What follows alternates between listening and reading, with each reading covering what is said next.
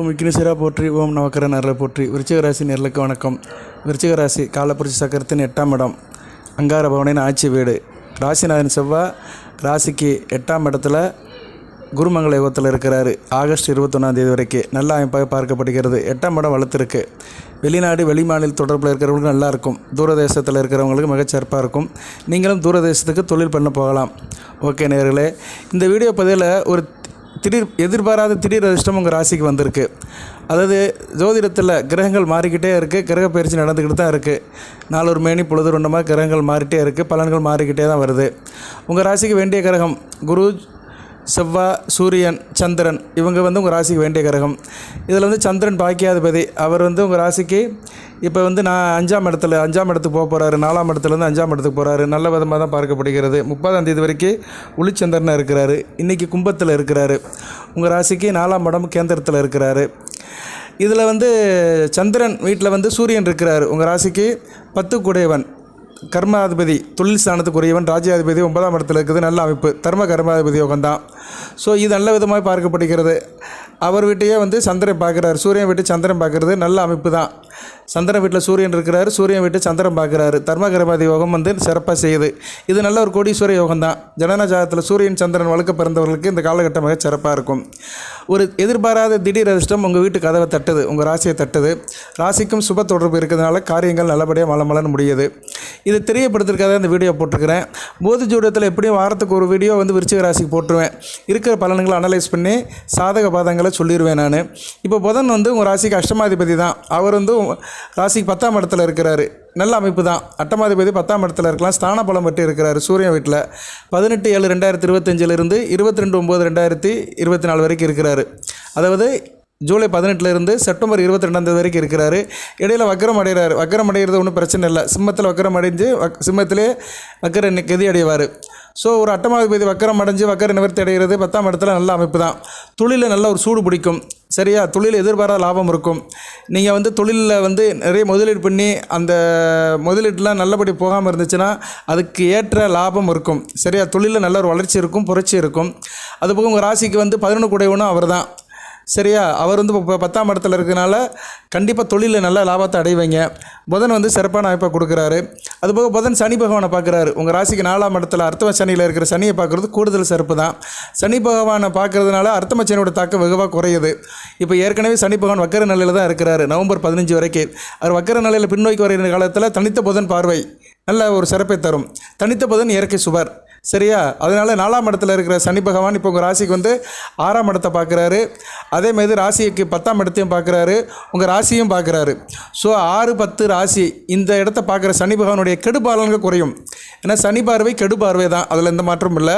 அவர் வக்கர நிலையில் போகிறதுனால அந்த பார்வையினுடைய கெடுபலன் குறையும், கட்டுப்படுத்தப்படும்.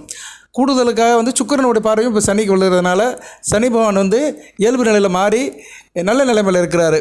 6ஆம் இடம் வளர்க்கிறதுனால உத்தியோகத்து போகிறவங்களுக்கு நல்லாயிருக்கும். உத்தியோகத்து போகிறவங்களுக்கு மிகச்சிறப்பாக இருக்கும். கடன்பட்டவர்களுக்கு மிகச்சிறப்பாக பார்க்கப்படுகிறது. கடன்பட்டவர்களுக்கு மிகச்சிறப்புனா என்ன? கடன் அடைக்கிறதுக்கு ஒரு தீர்வு கிடைக்கும். அது ஒரு அதிர்ஷ்டமாக பார்க்கப்படுகிறது. கடன் அடைச்சிருவீங்க. சரியா? கடன் அடைக்கிறதுக்கு ஒரு முகாந்திரம் கிடைக்கும், ஒரு சோர்ஸ் கிடைக்கும். அதுபோக தேக ஆரோக்கியம் நல்லாயிருக்கும். ஏன்னா 6ஆம் இடம் கடன், நோய், எதிரி. தேக ஆரோக்கியம் நல்லாயிருக்கும். ஆள் கொஞ்சம் நல்லா எழுந்திரிச்சு ஜம்முன்னு உட்காந்துக்கிருவீங்க. 6 கூடையவன் 7ஆம் இடத்துல இருக்கிறது நல்ல அமைப்பு தான். குருவோட சேர்ந்து இருக்கிறதுனால தேக ஆரோக்கியம் நல்லாயிருக்கும். குடும்பத்தில் ஒரு நல்ல விதமாக பார்க்கப்படுகிறது. கூடுதலாக எதிரிகள் விஷயத்தில் இந்த பிரச்சனை இருக்காது. உங்களை எதிர்த்து இருந்தவங்க, போட்டி பொறாமல் படித்தவங்க, உங்களை பற்றி இல்லாத சொன்னவங்க, எதிர்ப்பாளர்களுடைய தாக்கம் குறையும். அவங்களோட கை தாழ்ந்திருக்கும், உங்கள் கை ஓங்கி இருக்கும். ஏன்னா 6ஆம் இடத்துக்கு சனி ஒரு இயல்பு நிலை பார்க்குறது நல்ல ஒரு பலனை கொடுப்பாரு. 6 கூடை செவ்வாயும் 7ஆம் இடத்துல குருமங்கலத்தில் யோகத்தில் உட்காந்துருக்குது. கூடுதல் சிறப்பு தான். ஓகே நேயர்களே, அதுபோக சனி பகவான் ராசிக்கு 10ஆம் இடத்தை பார்க்குறது அதுவும் நல்ல விதம் தான். தொழிலில் ஒரு மேன்மை இருக்கும். தொழிலில் இருந்த தடைகள்லாம் நீங்கி மலன்னு போவீங்க. ராசியில் இருந்த திருஷ்டி மாறுது. உங்கள் ராசியில் சனி பகவானுடைய கண்ணு பட்டதுனால அந்த திருஷ்டி இருந்தது.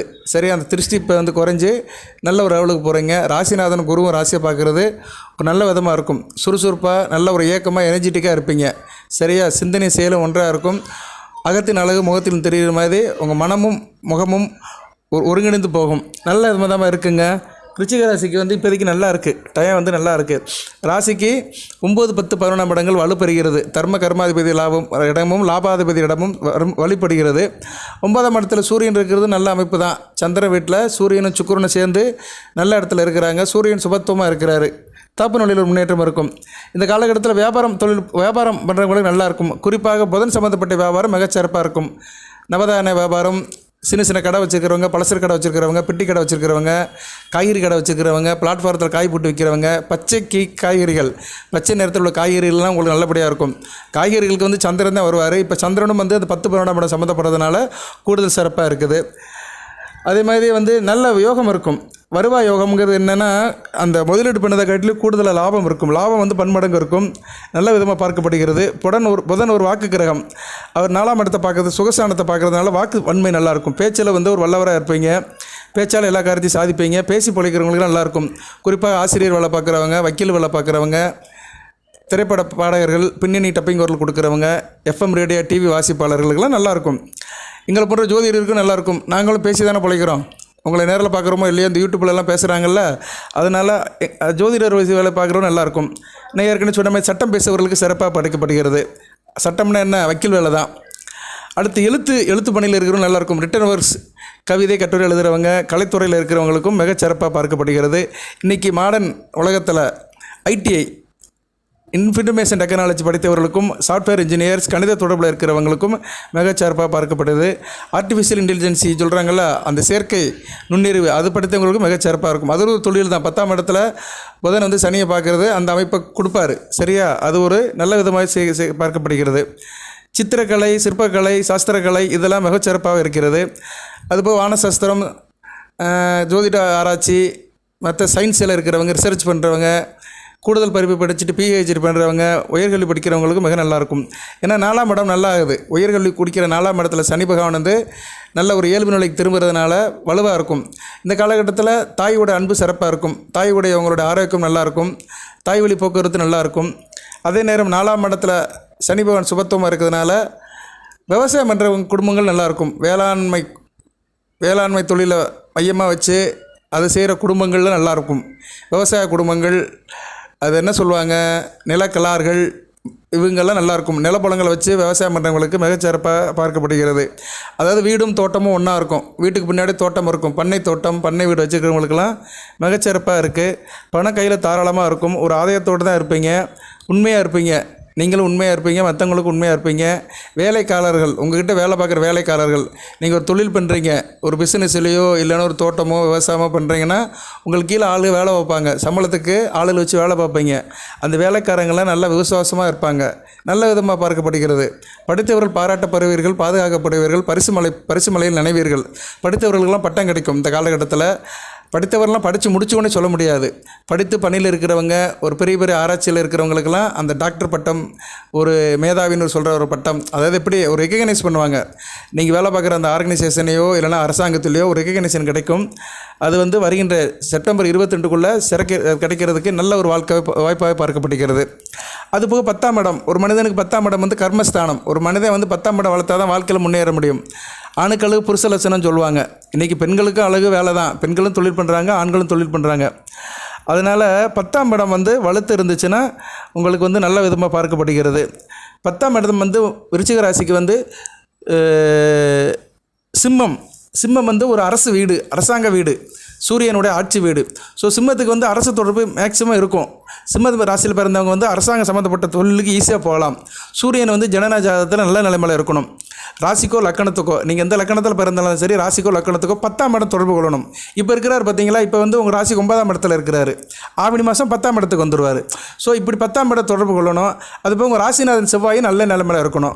ராசிக்கோ லக்கணத்துக்கோ 3, 6, 9, 10, 11 இருந்துட்டு சூரியனும் சிம்மம் சம்மந்தப்பட்டு, சிம்மத்துக்கு வந்து சுப தொடர்பு இருக்கணும். சிம்மத்தில் புதன் இருக்கணும். இப்போ இருக்கிறார் பார்த்தீங்களா, இது மாதிரி புதனோ இல்லைன்னா குரு பார்வையோ சுக்கிர தொடர்போ இருக்கணும். சுக்கிரன் அடுத்து வந்துடுவார் சிம்மத்துக்கு.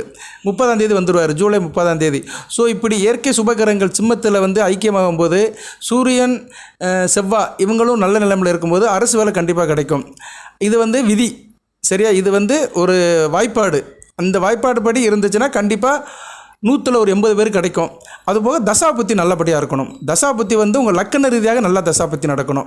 சரியா? இப்போ விருச்சிக ராசியில் உங்களுக்கு வந்து சுக்கிர திசையே நடக்கணும்னு வச்சுக்கிறோம். ஒரு பேச்சுக்கு சொல்கிறேன்.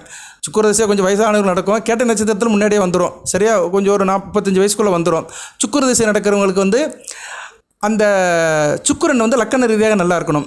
விருச்சிக ராசியில் மகர கும்ப லக்கணம், கன்னி மிதுன லக்கணம், ரிஷப துலா லக்கணத்துக்கு சுக்கிரன் நல்லது செய்வார். இந்த 6 லக்கணத்தில் பிறந்தவங்களுக்கு சுக்கிர தசை நடந்து நான் சொன்ன அமைப்பில் செவ்வாய் சூரியன் சிம்ம ராசி நல்லபடியாக இருந்துச்சுன்னா அரசாங்கத்தில் உயர் பதவியில் வேலை கிடைக்கும். அந்த இடத்துக்கு ஏற்ற மாதிரி, சரியா, இடத்துக்கு ஏற்ற மாதிரி 2ஆம் இடம் கொஞ்சம் சுபத்துவமாக இருந்ததுன்னா சொல்லிக் கொடுக்குற வேலை, டீச்சர் வேலை, கவர்மெண்ட் டீச்சர் வேலை கிடைக்கும். 4ஆம் இடத்துல இருந்தாங்கன்னா ஒரு ஆஃபீஸில் வேலை பார்ப்பாங்க. ஒரு அரசு சம்மந்தப்பட்ட இடத்துல, ஒரு அக்ரிகல்ச்சர் டிபார்ட்மெண்ட்டில் இதில் வேலை பார்ப்பாங்க. 10ஆம் இடத்துல சுத்தமாக இருந்துச்சுன்னா அரசு சம்மந்தப்பட்ட நேரடி தொடர்பில் இருப்பாங்க. அரசு கருவூலத்தில் வேலை பார்ப்பாங்க.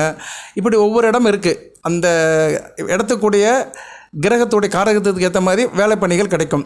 ஓகே நேயர்களே, அது ஜனன ஜாதகத்தில் பார்த்து சொல்லலாம்.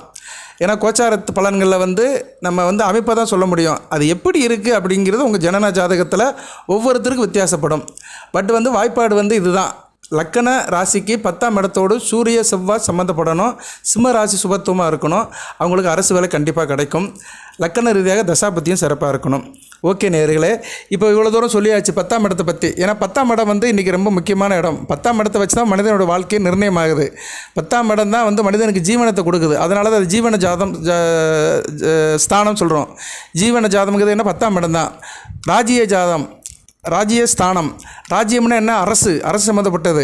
ஒரு மந்திரி ஆகணும், ஒரு முதலமைச்சர் ஆகணும், ஒரு எம்எல்ஏ ஆகணும், ஒரு எம்பி ஆகணும்னாலும் 10ஆம் இடம் வளர்க்கணும். அரசு தொடர்பட்ட கிரகங்கள், ராஜ கிரகங்கள் தொடர்பு கொள்ளணும். சூரிய செவ்வாய் குரு சந்திரன் இந்த கிரகங்கள்லாம் அங்கே தொடர்பு கொண்டாச்சுன்னா அதுக்கேற்ற மாதிரி அரசாங்கத்தில் ஒரு பெரிய லெவலுக்கு ரீச் ஆகுவார்.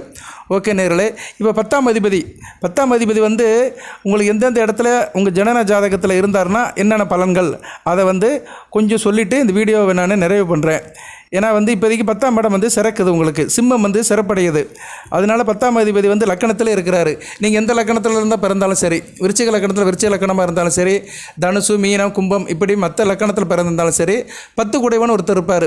இப்போ விருச்சிக ராசி விருச்சிக லக்கணத்தில் பிறந்திருக்கிறீங்க. சூரியன் தான் 10 குடையவர். அவர் வந்து லக்கணத்தில் இருக்கிறாருன்னா தொழில் மூலம் லாபம் வரும். உங்களுக்கு சொந்த தொழில் பண்ணலாம், புகழ் அந்தஸ்து இருக்கும். அதுமாதிரி மிகப்பெரிய தொழில் அதிபராக நீங்கள் வர்றதுக்கு வாய்ப்பு இருக்குது. அதுபோல் 2ஆம் இடத்துல இருக்கிறாரு. 10 கூடியவன் வந்து 2ஆம் இடத்துல இருந்தாருன்னா உங்கள் குடும்பத்தில் இருக்க அனைவரும் வேலை பார்ப்பாங்க, தொழில் பண்ணுவாங்க. குடும்ப உறுப்பினர் அனைவரும் ஒத்துமையாக இருந்து தொழில் பண்ணுவீங்க. கண்ணுங்கருத்துமாக இருப்பீங்க. நல்லா பேசி தொழில் பண்ணுவீங்க. நல்ல ஒரு அமைப்பு. சிலவர் பார்த்தீங்கன்னா வீடு பின்னாடி இருக்கும், முன்னாடி ஒரு கடை வச்சுருப்பாங்க, ஒரு பெரிய ஃபேக்ட்ரி மாதிரி வச்சுருப்பாங்க, இல்லைன்னா ஏதோ ஒரு தொழில் ஸ்தானம் வச்சுருப்பாங்க. அங்கே வந்து வீட்டில் இருக்கிறவங்க எல்லாம் வேலை பார்ப்பாங்க. சரியா? வீட்டுக்கும் கடைக்கும் நடுவில் ஒரு வாசல் இருக்கும். அப்படியே பின்னாடி வீட்டுக்கு போயிடுவாங்க. போயிட்டு வீட்லேயும் சாப்பிட்டுக்குருவாங்க, வீட்டில் ரெஸ்ட் எடுத்துக்குருவாங்க. முன்னாடி வந்து வியாபாரம் நடந்துகிட்ருக்கும், தொழில் நடந்துகிட்ருக்கும். இப்படி அமைப்பெல்லாம் நிறைய பார்க்குறோம் நம்ம. அவங்களுக்குலாம் வந்து அந்த 10 கூடியவன் வந்து 2ஆம் இடத்துல இருப்பார். அடுத்து 3ஆம் இடத்துல இருக்கிறாருன்னா 3ஆம் இடத்துல இருக்கிறவங்க வந்து சம்மந்தம் இல்லாத வேலை பார்ப்பாங்க. 3ஆம் இடம் வந்து ஒரு நல்ல ஸ்தானம் கிடையாது. அது ஒரு காரிய வீரிய ஸ்தானம் தான். இருந்தாலும் அவங்க வந்து சம்மந்தம் இல்லாத தொழில் செய்வாங்க. தொழில் அடிக்கூட மாற்றிட்டு இருப்பாங்க. அதில் விரயம் நிறைய இருக்கும், சிரமமும் இருக்கும். ஒரு காரியத்தை ஈஸியாக முடிக்க முடியாது. 4ஆம் இடத்துல இருக்கிறது நல்ல அமைப்பு தான். தான் வீட்டுக்கு எதிர் வீட்டிலே இருப்பார், தான் வீட்டே பார்ப்பார். இவங்களுக்கு வந்து தொழிலில் நல்ல ஒரு வெற்றி கிடைக்கும். அரசாங்கத்தோட உதவி கிடைக்கும். அரசாங்கத்து மூலமாக பணம் வாங்கி லோன் வாங்கி நல்ல ஒரு வேலையை செய்வாங்க. நல்ல விதமாக இருப்பாங்க. தொழிலில் உள்ள நெளிவு சுழிவுலாம் அறிஞ்சிருப்பாங்க. ஒரு தொழிலில் ஒரு டெக்னிக்காக இருப்பாங்க. சரியா? நல்ல விதமாக பார்க்கப்படுகிறது. 10 கூடியவன் 4ஆம் இடத்துல இருக்கிறது. எதுக்கு இப்படி சொல்கிறேன்னா, இப்போ 10ஆம் இடம் வந்து சிறப்பாக இருக்குது. 10ஆம் இடம் வந்து உங்களுக்கு வழுக்க போகுது. அதனால் அந்த செல்வம், அந்த தொழில் மூலிமா கிடைக்கிற செல்வம் வந்து உங்கள் வீடு தேடி வருது. வீடு தேடி வந்து அந்த லட்சுமி வந்து கதவை தட்டி கொடுக்குறா. ஏன்னா 10ஆம் இடத்துக்கு வந்து சுக்கிரன் வரப்போகிறார் 30ஆம் தேதி, இன்னும் ஒரு 4-5 நாளில். சுக்கிரன் வந்து மகாலட்சுமியோட அம்சம், புதன் வந்து பெருமாளோட அம்சம். அந்த லட்சுமி நாராயண யோகம் வந்து உங்கள் வீடு தேடி வருது. உங்கள் வீடு தேடி திடீர்னு யோகம் வருது. சரியா? திடீர் அதிர்ஷ்டத்தால் திக்குமுக்க ஆட போகிறீங்க.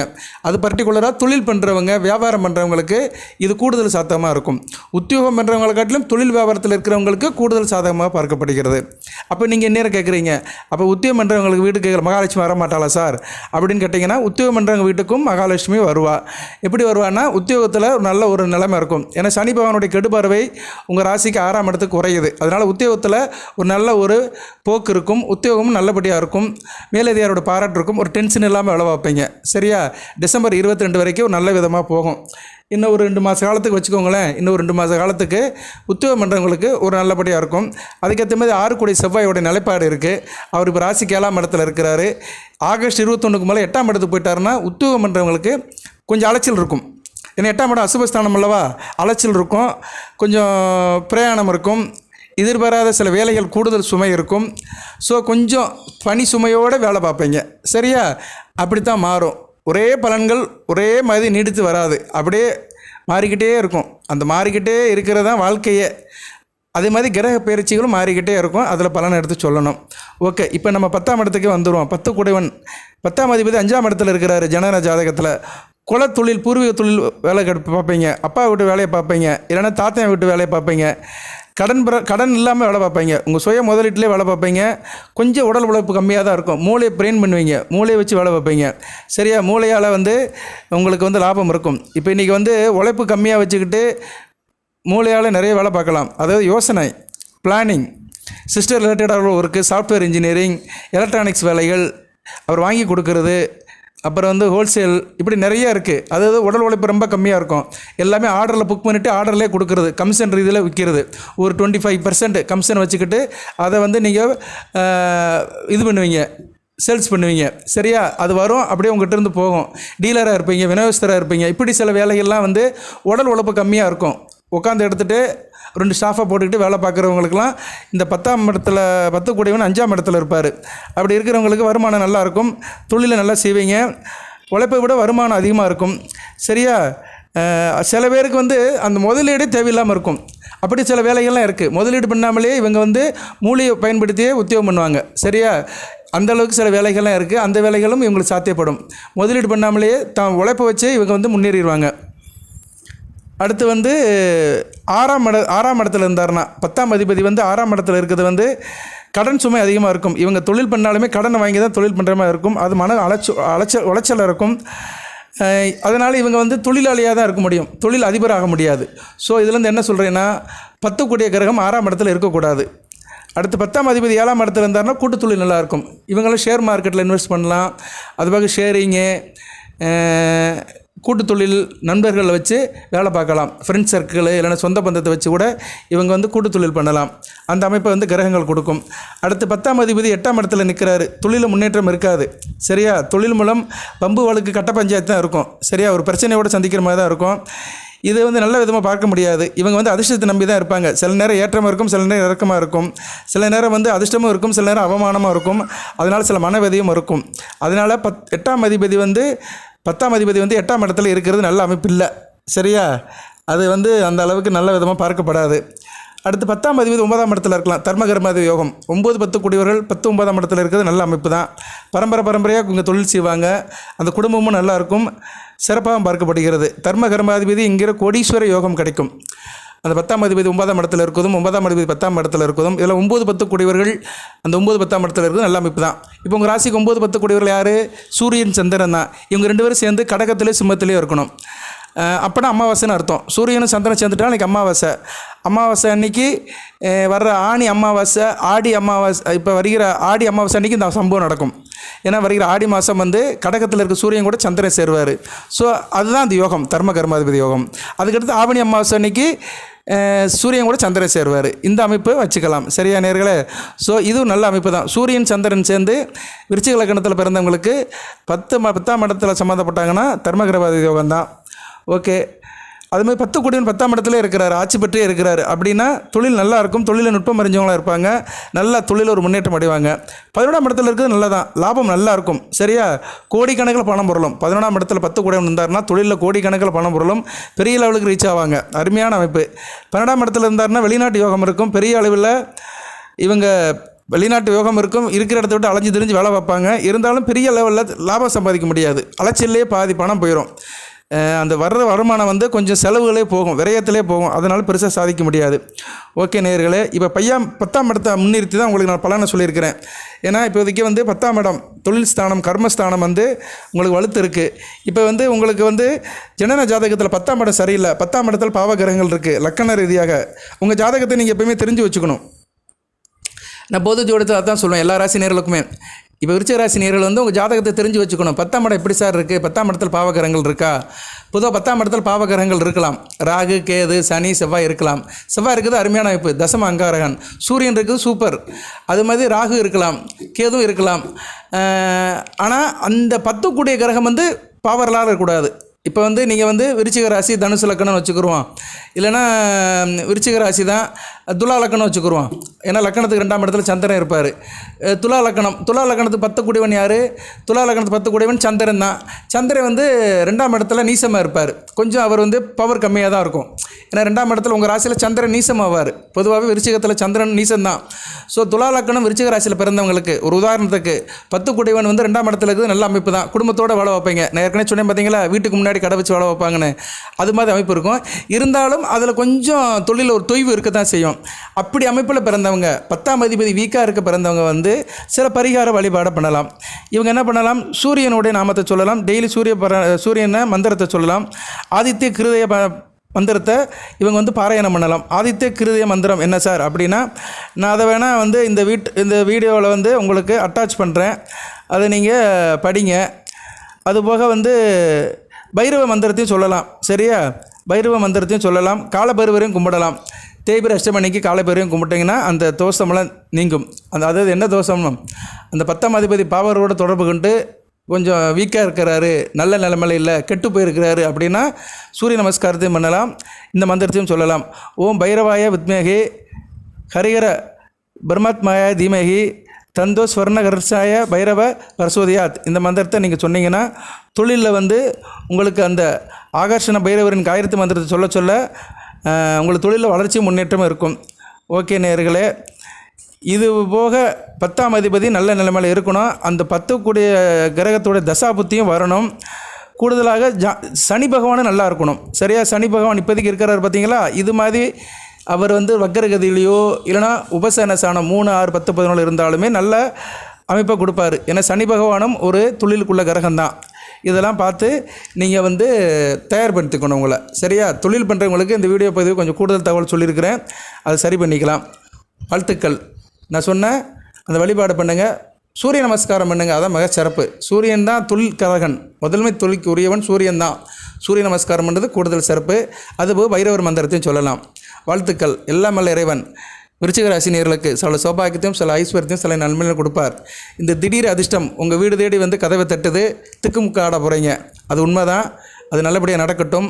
அனைத்து வளங்களின் நலங்களை பெற்று தேக ஆரோக்கியத்துடன் தீர்க்காயலுடன் நீடோடி வாழ்க, நிறைந்த வளம் பெறுக. நன்றி நேயர்களே.